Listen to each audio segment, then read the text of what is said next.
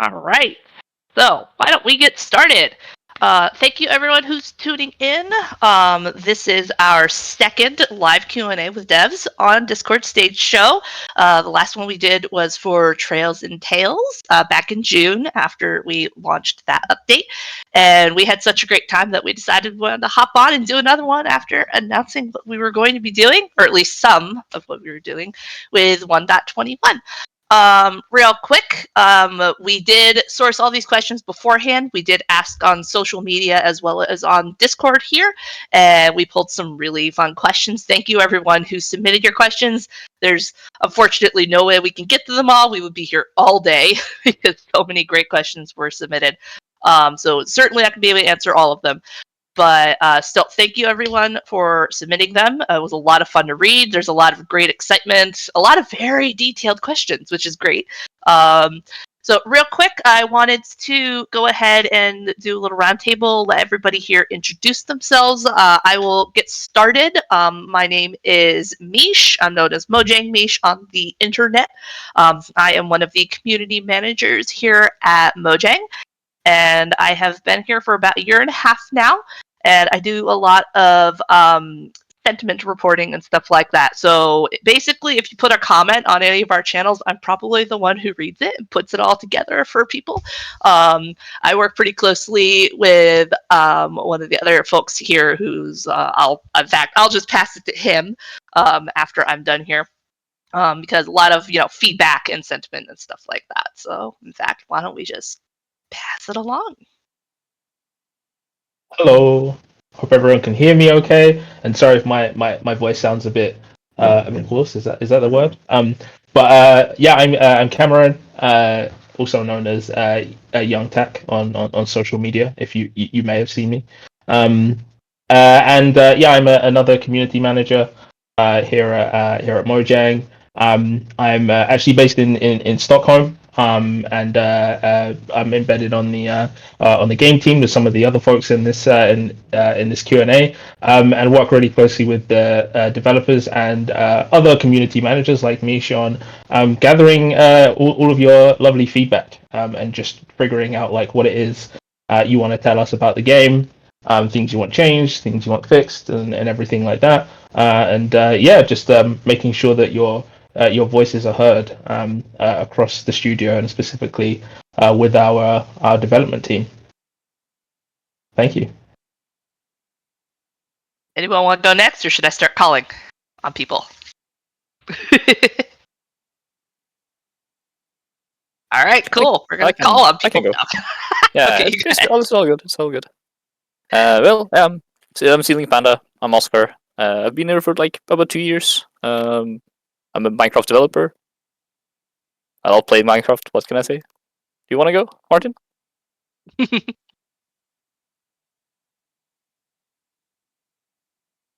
About a year now. When I'm not developing, I also, of course, love playing Minecraft. Lots of other games. Big hobby of mine, playing games. Over to maybe Felix wants to have a go? Yeah, sure thing. Thanks, Martin. So I'm Felix, or Xilefian. Some of you might know me from everywhere. I've been working on Minecraft since, I'm coming up to my 4th year, actually, so since the start of 2020. And I am now the Bedrock tech lead on the gameplay update. So lots of fun stuff there. Who hasn't gone? I think it's Sarah. You're next. Yep. Hello. I'm Sarah. I actually just celebrated my 1-year anniversary at Mojang. I am artist on Vanilla. Congrats. Yay! I love hearing work anniversaries. Like, it's a fun thing. All right, so why don't we just dive right in? And honestly, like, there's a really fun question right off the bat. It's a silly one, I fully admit. I know you all asked some really intricate questions about game mechanics, but someone on social media asked, how does Minecraft smell? And when I posed that question to devs, hey, this would be a fun one to answer, I feel like there might be a debate that could break out here, so this could be a pretty fun one. So what do you all think? Like, what do you think is, if Minecraft could smell like something, what would it be? Like, for me, I feel like it would be like grass, like freshly cut grass, because like when I think of being in the actual world, like I think of dirt blocks and grass and building. But what do you all think it would smell like? I'm a bit scared because Meesh, like what you just said, was exactly what I was just thinking. Like I in my mind, I was saying grass and then like freshly cut grass. So that's kind of spooky. I'm scared. It is Halloween soon. So I'm there pretty could be spooky sometimes. so, yeah, I don't know what's going on, but I'm a little bit scared now. But yeah, I would actually say I'm going to cheat and say similar. I just imagine like grass and specifically freshly cut grass. It's a very addictive smell. I was thinking that it probably smells nice and grassy, but then I had a look at my 200 cow farm, and I don't think it smells grassy there. Yeah. Yeah. I'm wondering what redstone smells like. I have no idea. Stone and redstone. It feel like it looks like it smells spicy to me. I feel like redstone would smell probably like fireworks, like like the that's a aftermath good of one. fireworks. Yeah. Mm-hmm. Yeah, Yeah, I all will the say, rockets and the elytras. yeah, I mean, I grew up around cow farms, so yeah, Oh no. I'm now imagining it smelling like that. Yeah, and now you're building cow farms in Minecraft. Everything's full circle. I think for me, I first played Minecraft in a room with a gas leak, so I kind of associate the game with the smell of methane. That's scary. That's slightly concerning. I'm not going to lie. I hope you're okay, right? Oh yeah, I got the job here, right? Fair enough. All right, so why don't we dig into one that's a little more, update related? One of the questions here, and I'm just going to read them off verbatim because, like, I don't want to, misinterpret or anything like that. So one of the folks on Discord had asked, what was the thought process behind the gameplay design of the crafter?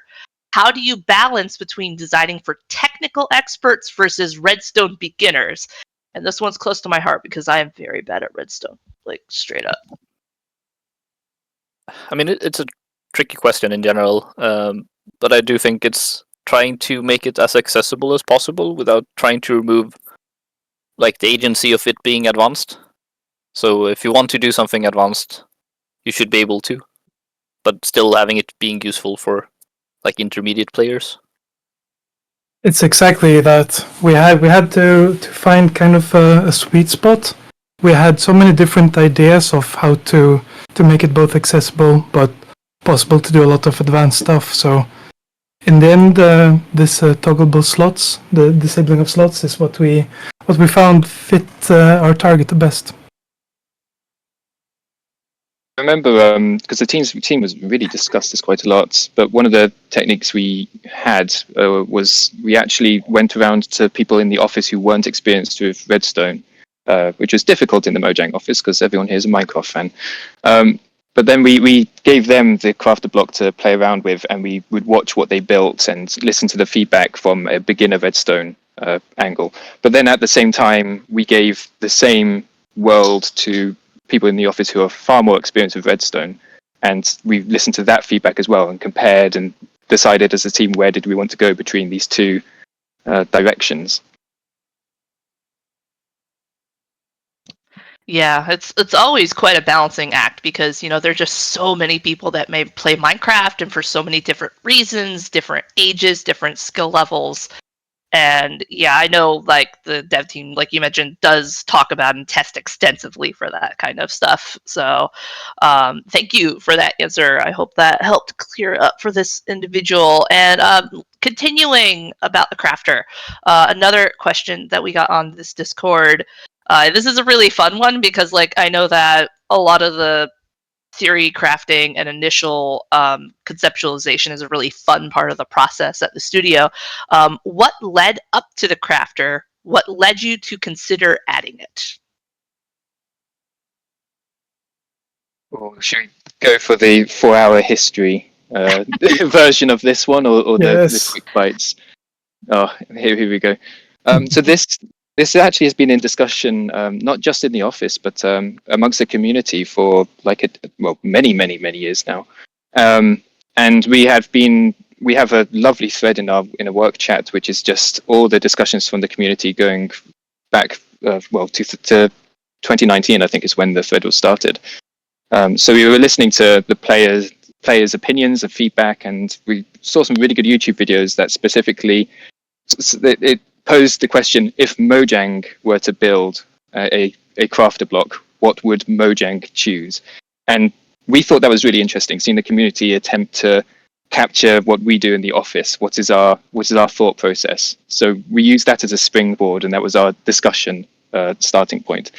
But yes, that was right back in 2019. So we had loads of prototypes going since that year, really. And that's it's kind of evolved until the time felt right.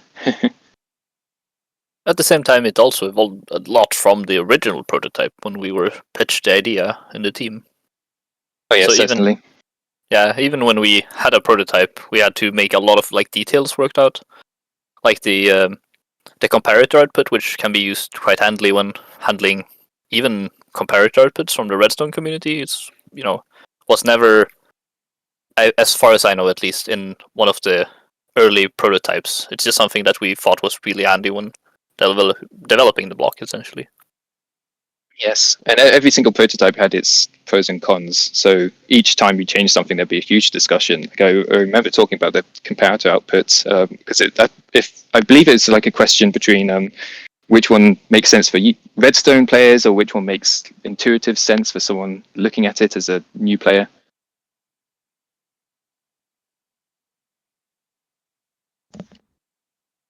Yeah, no, this stuff is always very complex to add into the game, but it's just so much fun to see the process. Because, I mean, like you mentioned, community suggestions and feedback, they really are a big part of what drives what everyone wants to do. Because, like you all mentioned, we're all Minecraft players here. I mean, really, we love this game, but at the same time, our ideas can only go so far.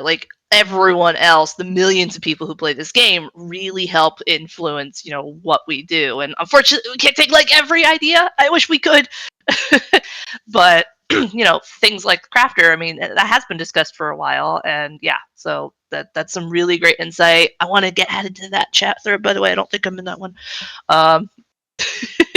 Yeah, I can send you a link to it. I appreciate that. You're totally right, though. At the end of the day, all we do is collect the community opinions, collect what we feel like as players of Minecraft, bundle it all together, and then find a good pixel artist to slap a happy face on it. Yeah, and actually, Nice. next question. Yeah, good seg, because I was actually going to do a question that's meant for Sarah. So one of the goodness, I just lost it. There we go. One of the questions was about the trial chambers and about how we decide on the type of blocks to use for the trial chambers. So the look of it and things like that. So how does the conceptualization of what it actually looks like in game come about for something like that? I think initially we really wanted to try and make use of tough stone as well as copper, so that was really important. And I think a big thing that we were figuring out was kind of including more geometrical kind of designs and more intricate kind of details in the tough stone to suggests almost a sophisticated kind of civilization that might have lived there or something. And I think with the copper especially, that was kind of a fun one to develop, to kind of mix with more of the fancy kind of patterning in the tough stone related things, because I think we wanted to go for more of a tankery kind of feel with more of the copper blocks. And I know a big thing that was kind of tricky at first was trying to get it to kind of all come together. But we definitely had a set look that we decided on, having these nice oxidized copper floors and things like that. And I don't know, I feel pretty happy with how they look in the end. Yeah, you did a great job with that. It was interesting, Sarah, because you mentioned specifically the intricate geometric details, but I kind of feel like what we have the entire structure has this intricate geometric detail. We have a level designer who worked on the trial chambers, and I feel like the texturing mirrors the entire structure. It was walking around one of those during the early testing. It kind of felt like there were shapes here. There was like direction. There was paths, and everything felt really cohesive. So I'm really proud of what we managed to land on. Yeah, I think besides coming up with the textures, I think the level design that Mosh and other developers had helped work on is like phenomenal. It's really cool to see in play. It might be worth talking a bit about how we did that, because that was very collaborative, the actual level design. If you don't mind me going off on one. No.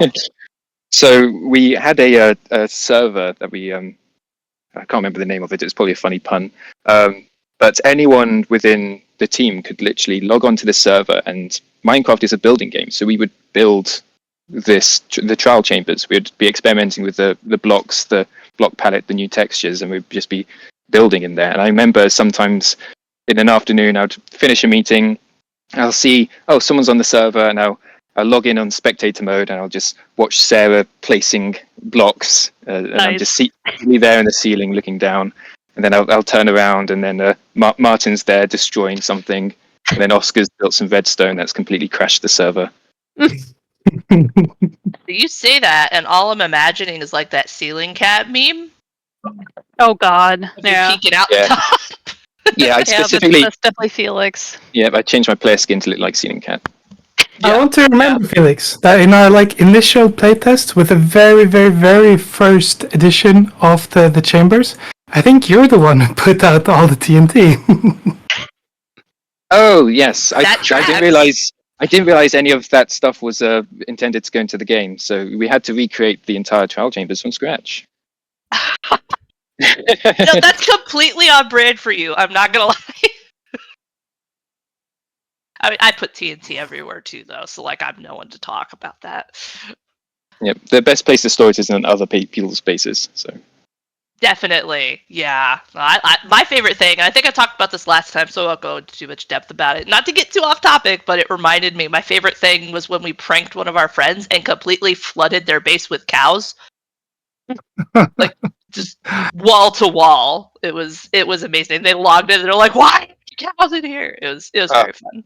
I wonder what that would have smelled like. Again, I grew up around cows. I'm well aware of what that would smell like. Oof. Let's see here. Oh, this one's a really fun one. So we recently put out that there's going to be a bat model update, and one of the questions was, is the bat cute now? I was like, yes, the bat has definitely become cute. I think it's absolutely adorable. But that has spawned a lot of questions of will more old mobs be receiving new models like the bat? Are other mobs going to get redesigned? And that's a lot of people ask that question, and there's nothing that we can talk about right now. Full disclosure, this isn't a reveal. But if you all saw the bat update, if you haven't, please go check it out. It's super cute. But what else would you like to see if we were going to do any more? This is a plug for community feedback. Go to our feedback Discord, go to the feedback site, let us know what other ones you might like to see.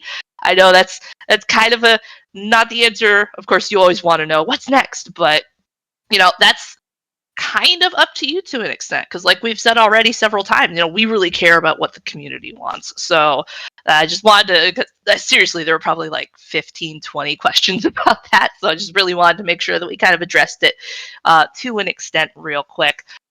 Moving back on to, development of the update. We're obviously, we're right in the thick of it right now with 1.21. And there was a really great question here on Discord that I definitely wanted to try and get some answers to here. So this question is, what was the hardest publicly announced 1.21 feature that you have worked on?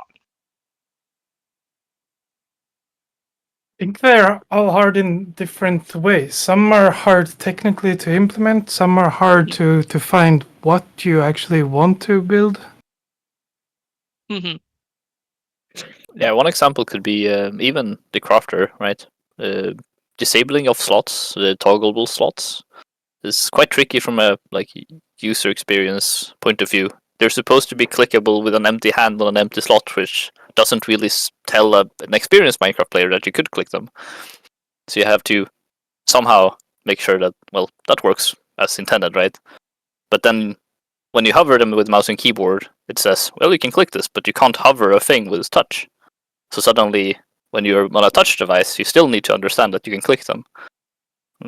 That's not necessarily super technically challenging, but it's very design. Yeah, it's difficult from a design perspective. So I'm not sure. They're different. They're very different in different aspects, essentially, as Martin said. Yeah, Oscar, I think you just reminded me of something with the breeze. When this probably doesn't speak to how difficult it was for anyone else in the team, but we specifically have like a debug view, and it was showing some of the AI decisions that the breeze was making. So if we didn't have those kind of tools helping us, I think the breeze would have been 1,000 times more difficult. So that probably could have been one of the harder things to develop, but because we had the foresight to build debugging tools. So for example, the breeze behavior, we have, I think other people have seen screenshots of this in past updates, but mobs will have a list of text above their head deciding decisions and what data is stored in them and their AI pathing. But the breeze, we had like a sort of ringed donuts showing where does the breeze think it wants to move to next? Where does it? How does it want to decide its decisions based on distance? So I think we've kind of learned to avoid making things difficult at this point in a lot of ways, whereas in the past we wouldn't have had those tools. I think with art, I don't know if I would necessarily call it difficult, but I think more than anything, you go through a lot of iterations and explorations, like opening up some of my work right now and looking at it. It's literally like an atlas, and I think I had opened it up earlier, and one of my coworkers was just like, "Oh my god!" Like there's just a lot of different textures and explorations that I end up going through, and I test them out in game and really see what I think works and what might not work and all of that.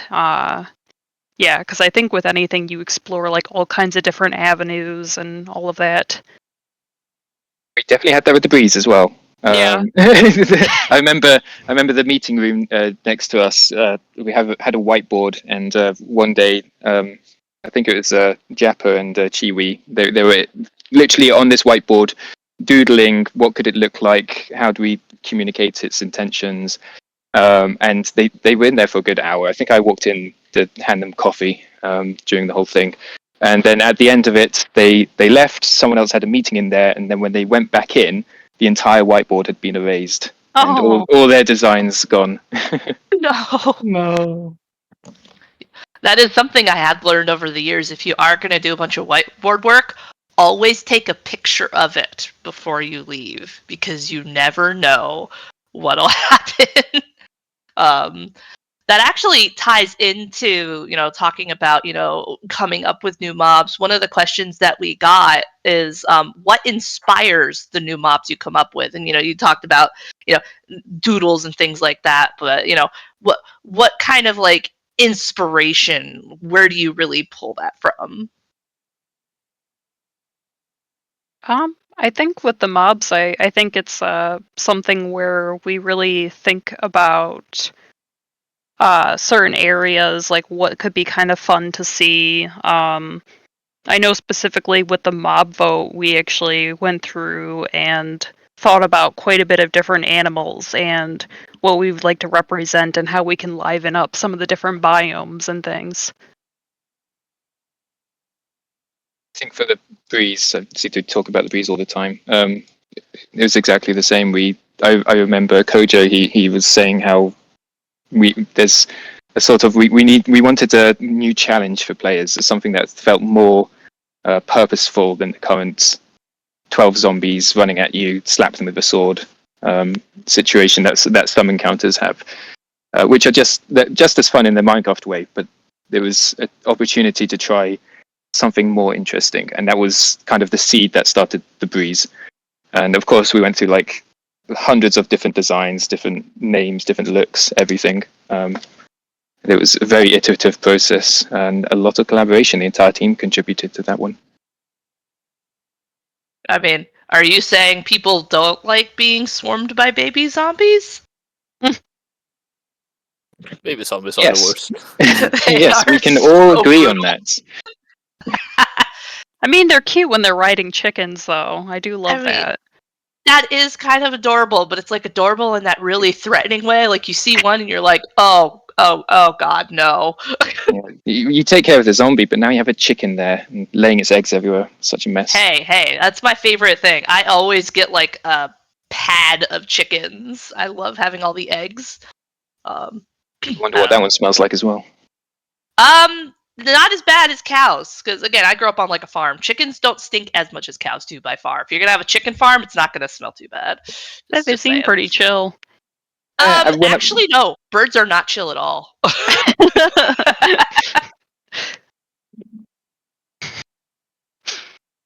Yeah, no, I have a pet bird actually, and no, birds are incredibly not chill. They're very funny, they're hilarious, and very smart. But oh man, even chickens. But let's see, where's this one question about hair? Because that was like my favorite. This was my favorite question. Yes, this was also from Discord, and it's more of a request, and obviously we're not promising it or anything like that. But I thought it was hilarious, and I just have to ask. Someone said, "Can we get Jeb's beautiful hair as a painting in Minecraft?" And I don't know if you all know this, but like someone actually made a song. Oh my god, yes. song. It is That. amazing. We were spreading it all throughout like the community chat. Like this is phenomenal. So just in case whoever made that is in here, like bravo, that was incredible. But yeah, so people really want to see Jeb's hair in the game. I'll have to shave it off him and then scan it in. Oh god. Oh dear. I don't know about that. This has gone places. I regret this. I regret asking this question now. Please don't do that. Oh dear. But how would it work in the game? Would it be, does the player wear Jeb's hair?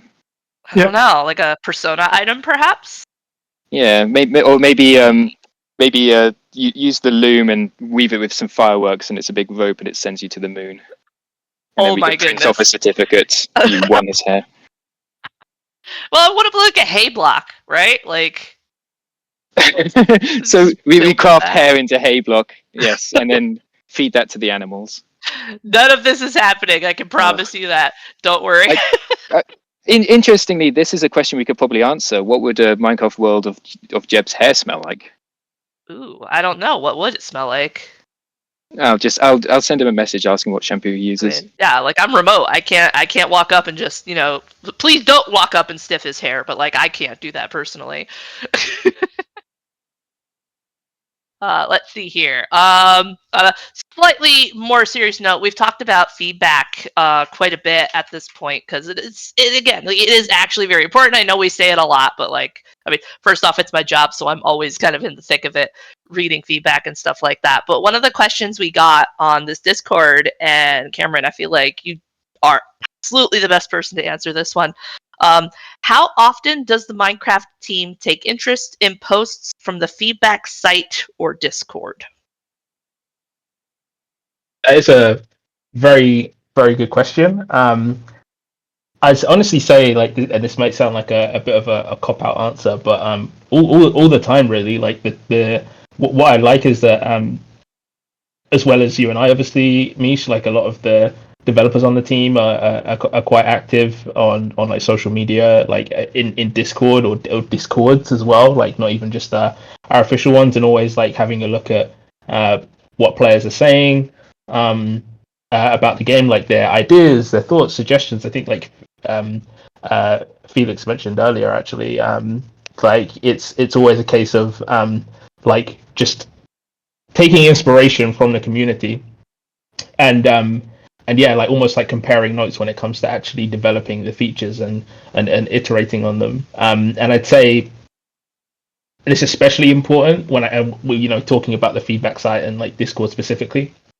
Very, very important when we're in like our snapshot and preview cycles, right? Like at the moment, like it's we had the snapshot and preview out last week with the crafter, and then this week we had the new blocks like copper and tough blocks go out. And in weeks like that, like coming through and like really like seeing like what players are saying, what like again thoughts, ideas, suggestions, like constructive criticism, like all of that stuff. We come through that like very diligently, and kind of I guess amalgamate those into like for example, like I'll write like reports, and a lot of the time that is taken.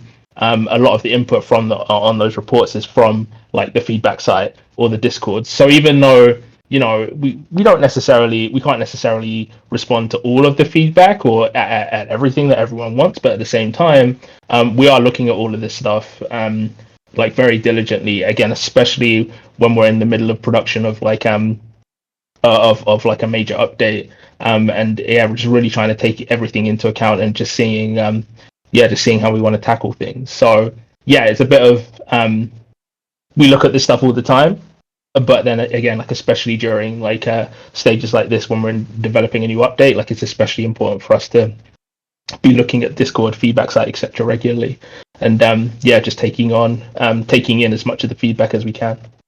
I do want to say, Cameron, you do a fantastic job with this. Even today, we had a show and share meeting where we were showing the team everything that's going on, and Cameron had slides dedicated to just the community feedback, and it was shown to the entirety of Minecraft, vanilla Minecraft.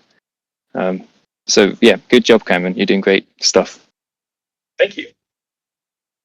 I definitely echo that. It's great working with Cameron on this stuff. So kind of tied into that, another question that we have is, and this one's from social media, when are you planning on doing another quality of life update like 1.15? And I know that Felix, you had an interesting point of something that we recently improved. All right, yeah. Give me 4 seconds to very quickly remember that. Oh yes, now remember. Things? Yes, of course. So yeah, we see this comments quite a lot from the community about quality of life stuff, but the trick is to actually improve things ongoing in updates. So a really good example recently is actually the decorated pots. So once we released those in the previous update, we actually returned later on to apply quality of life improvements, to add new features, to add new animations, a lovely particle effect for placing items inside, and a little bit of redstone magic at the side as well. So we try to come back all the time to just improve things in general. Yes, I think you can find split opinions on if people should step back and dedicate everything to polishing up Minecraft dedicated, but we can go back any time and just fix these things up. So decorated pots to me was a huge success in demonstrating that. And also the if you don't mind me saying, the bat improvements and the Vex improvements. So we always come back to fix things up. We don't always do that, but we do sometimes. I mean, there is also other things. There is the current ongoing villager rebalancing, which makes it both easier and harder. Yep. We introduced the creative inventory on Java, at least. We reordered it to make it easier to find things. There is things we do which is quality of life, but it's also, I guess, important to know that sometimes it's also fun to be able to remember the existing mechanics, right? It's if we revamp the entire, I don't know, enchanting system, suddenly if you return to Minecraft and you're really confused, that might also be not very fun, even if we, Community manager note, we're not saying that we're doing that part. Yes, we're not saying that we're doing those things. It is an example. That is a good point, though, to not alienate returning players if you were to just overhaul stuff. Surprise, everything's changed. Villages are now upside down all the time. But yeah, I think that's actually a good point you brought up, Oscar, with the villager trade rebalancing, because notice that that's behind the experimental toggles. So when we do want to make these kind of larger changes, we want the community feedback. So putting them behind experiments to have these long-lasting conversations to see what people think and how we can move it. That's kind of the pattern I think we're going towards now. Yeah, and to plug the feedback side again, but I mean, like the villager changes in particular, you know, we know that they were they were mixed, you know, the results and the reaction we got from it. You know, people have a lot of opinions on it, which is great. We want them to share that, but like the villager trader changes have actually, you know, they're being shaped by that feedback. Like, you know, we want to know what people think. We don't want to, like you mentioned, alienate people, but we do want to make sure that, you know, things stay polished and up to date and things like that. So this is a question that we get pretty much every time, but I always think it's a good one to answer because everyone has, you know, a different perspective based on, you know, what part of the game they work on, or you know, like their experience. So this question is, how did you get to the position of developer? What is the process? I mean, I just applied to a job opening. It's not very hard. Like it might be hard. There is of course a lot of considerations. Do you have the skills that we are currently looking for? And you know, would you culturally fit? I guess. But I don't think that it's super complex. If you feel like you have a good shot at, you know, doing whatever role we have up, if it's game design or if it's artists or whatever, hit up you know, an application and maybe it's good. No, I mean, apply is definitely the first step. Make sure you actually, you know, apply for the role. But in terms of skills and things like that, like, do any of you have any kind of like suggestions or, you know, something that worked very well for you in terms of like honing those skills? Like I know in previous places I've spoke with developers and they're just like, oh, you know, making mods, you know, showing you can actually make something in a game is a very big thing. So like anything like that would stand out to you. Yeah, we've certainly hired modders from the community, so doing impressive work. But as Oscar said, like the culture is very important as well. So it would be nice to hire everyone, but there's a lot of stuff to consider. But yes, in general, picking up modding's a nice one for Minecraft. It's not entirely necessary though. So from what I like to see are people who have been trying to build games since they were young, so that passion has always been there, and then we can use that in Minecraft. We could take all their cool ideas and they can implement it themselves into Minecraft because they've been there from an early age thinking about these things. So for coding specifically, pick up a programming language, doesn't matter, and just try to get a circle drawn on the screen, try to make it bounce around, and try to add paddles and slowly build Pong. Create new game design elements to that, change it to Arkanoid or something like that, and go. I'm just naming games through history at this point. But then at the end of it, you will have a set of skills that will translate to other games, and that's your journey started, and from there eventually apply to here.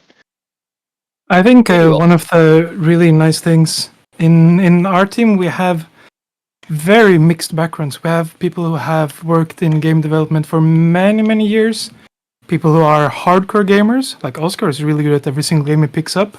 We have people who are not that good gamers. Me, don't come from a gaming no, I don't come from a gaming background. I come from more Java. I've been doing Java for 20 years, but never professionally with game development. I've only done hobby hacking for games. So it takes a bit of everything, I think. Yeah, we also have non-gamer. Like we have people who haven't played too many games. Some of them are not even in gameplay teams, right? We have other roles than just gameplay. You can be background. You can do graphics programming, for example, or networking or whatever. There's ways to get in without a gaming. Like you don't have to make games forever to apply. Yeah, that's what I was going to say. Like there is such an incredible breadth of experience and diversity on team, like as Mojang as a whole. I mean, what if you're an IT person? You could still absolutely get into, games, go work on server tech. Like we've got Realms, we've got a bunch of ridiculously smart, talented people helping keep that program going, and just like expanding it and stuff like that. So, basically take what you have and say, okay, how can I apply that? Because a game, especially a game as big as, like as widespread as Minecraft, there are so many different aspects. I mean, what if it's a graphic design thing? We've got a marketing team. So I would say make sure that you play to your strengths and make sure that you really look around, because it's more than just that. But that said, absolutely pick up a programming language. I tried that. I cannot do that. I took Visual Basic in high school because I'm old, and nope. So here I am. I'm still here, and I'm having a great time. And Oh. I help get the community's voice going. But yeah, everyone has their own strengths. Visual Basic is nice. Oh yeah, no, That's it's a where I great started. one. It's where I started as well. Yeah. Yeah, most people did. I did not fail the class in my defense, but I got like a D-, which is basically almost failing. Don't let me near the servers. That's all I'm gonna Yeah. say. I think I actually did fail the class because I was busy making games in Visual Basic. Oh, see, well, that's different. I could barely get the box with like the OK button to pop up. I don't even know. That was a thing. Telling on myself here. Let's see here. Oh, where's that one question? Oh, it was a really good one for Sarah, and I can't believe I lost it. I'm sorry.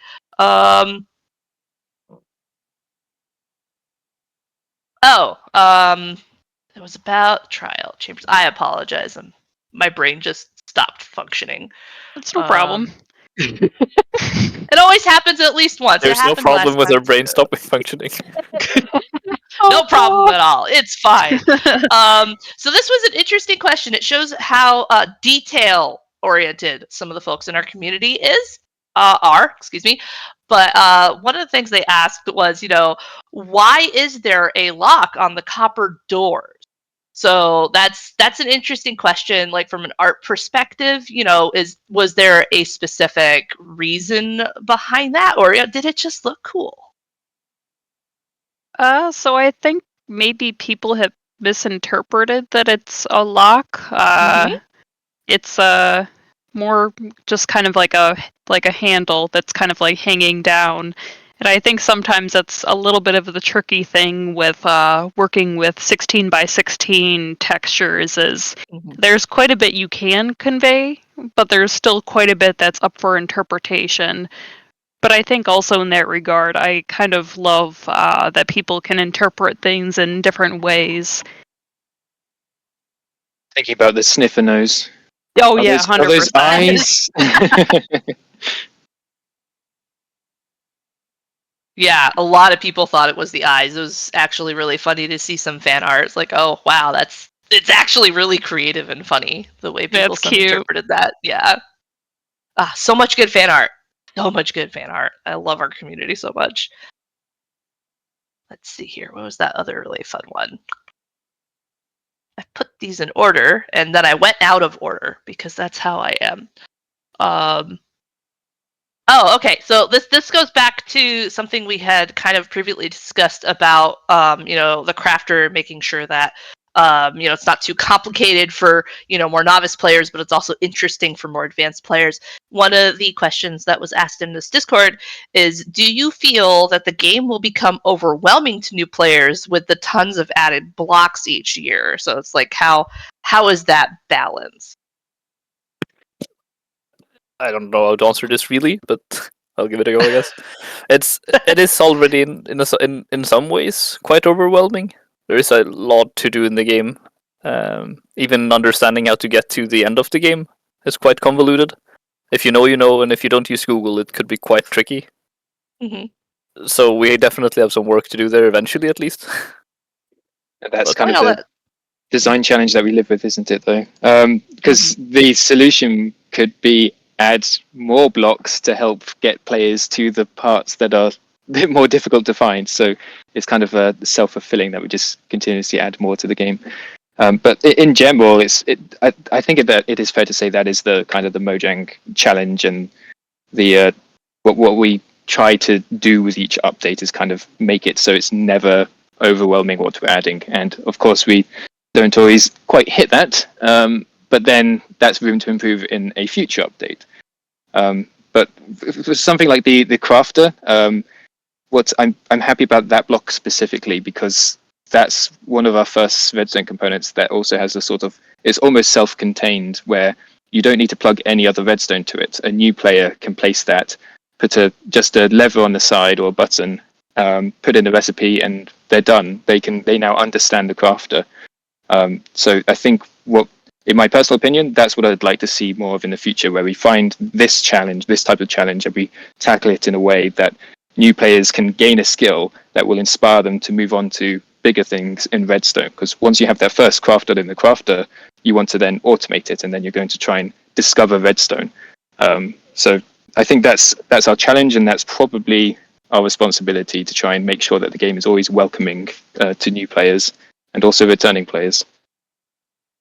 But it is a really good question, right? Yeah. Oh, yeah, fantastic. Yeah, it is interesting because Minecraft is so there's so much depth to it if you want to dive in. So the challenge as well, like from what I've seen people talking about, is how do we get people to do that diving in? Because I'll be honest, I have been playing Minecraft basically since the very first beta, like many years now. I've been a Minecraft fan way back when. I honestly just I still run around, mine stuff, and then just build things. Like that's all I do. I make structures, and I'm still very happy doing that. But then you have other people making these. There's a person that literally made a computer in Minecraft like a while ago. Like absolutely crazy the kind of stuff that you can do in the game if you want to. And I just love seeing all these different things. So we've got a couple minutes left. This is a really good question. We saw a lot of this one as well. I really wanted to make sure that we brought this one up. Cameron, I feel like you and I are probably the ones who should speak to this one. But again, a lot of people ask this question. To no surprise, everybody's excited. When will we get to see more 1.21 sneak peeks? That is a that is a really good question, and Yep. it's it's a funny one. Like, cast your minds back to earlier this year when we were still working on Trails and Tales, and I think like it could be any time. Like we purposefully, and I know this was covered at Minecraft Live this year as well. And we said it last year, but purposefully showed features that were nearly ready or in a state where we would feel comfortable with in terms of like the quality, into like showing players. And similarly to Trails and Tales, like we want to then just gradually start showing more. Can't say when, but just when things are ready, really, and just it creates some nice surprises, because it was fun, for example, like seeing like the reactions to the cherry grove biome, and like last year, and That's exactly and archaeology. what I was gonna bring up. It's like you never know when we're gonna drop a new thing on you, because like the cherry groves were announced pretty late in the cycle, at least publicly. I mean, we knew about it for a while, but you never know. I mean, stay tuned is honestly the best thing to say there. I know no one likes hearing that. You want to know when's the new stuff now. I want to be able to try it out. But throughout the whole cycle, it's very fun to be able to put these things out there. I can't say more than I know some of the other stuff people are talking about, and I'm very excited to see the community's reaction when we can finally unveil some of it.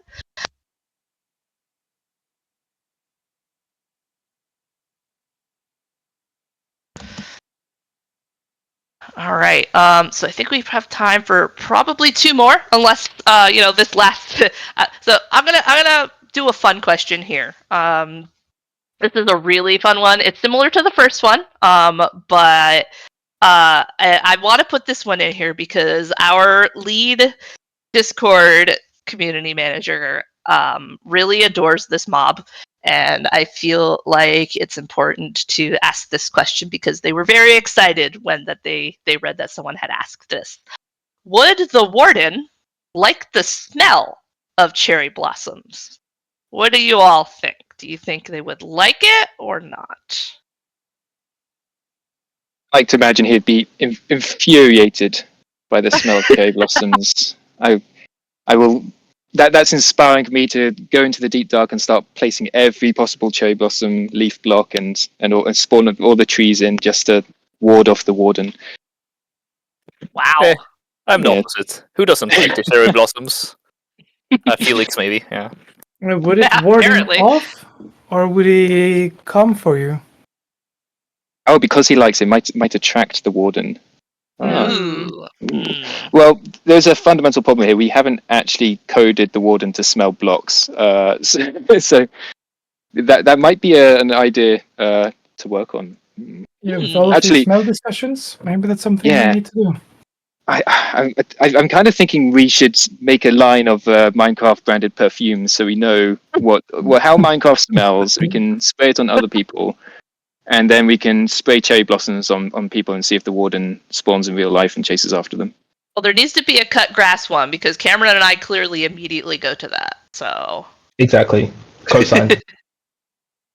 I feel like the warden actually would be placated by the cherry blossoms. I imagine you're just like walking through the cherry blossoms and you just like pass by a tree and it's just like chilling there. Up against the trunk. Yep. But Just so deep that the cherry blossoms fall on him, and before you know it, he's just a pile of cherry blossoms himself. Oh, Oh, I love that. That sounds so cute. yeah, that's adorable. Oh Yeah, my and- goodness. Then he gets up and smashes everything. Oh, no. Well, I mean, Adorable. cute destruction, I guess. I mean, that feels like creeper to me, though. Cute destruction, right? Yeah, Cute things 100%. exploding. Let's see. So we've got like just a couple minutes left. I figure we want to wrap up now. Thank you so much for all your answers. I know that when we did the last one, it was slightly easier to chat about stuff because all the stuff had already been not even just revealed but released. So I know it's a little more difficult to talk about the update because we haven't revealed everything yet. But I love getting to answer questions from the community, and I just want to thank all of you for your time. I mean, I know it's pretty late over in Stockholm right now, and I really appreciate you all staying late to chat with me about all this stuff. Now, I did this last time. Feel free to, if you want. If you don't, that's cool too. But I know several of you are very active on social media with chatting with the players and things like that. So if any of you would like to give a little sign off with anywhere that you are comfortable being publicly communicated up to about stuff, feel free to drop that in here. And if not, that's okay too. I'm on Twitter. There you go. Very, very active on Twitter. You're too active sometimes. Yeah, you really are. I'm inactive on Twitter. Yeah. Nice. Polar opposites. I like it.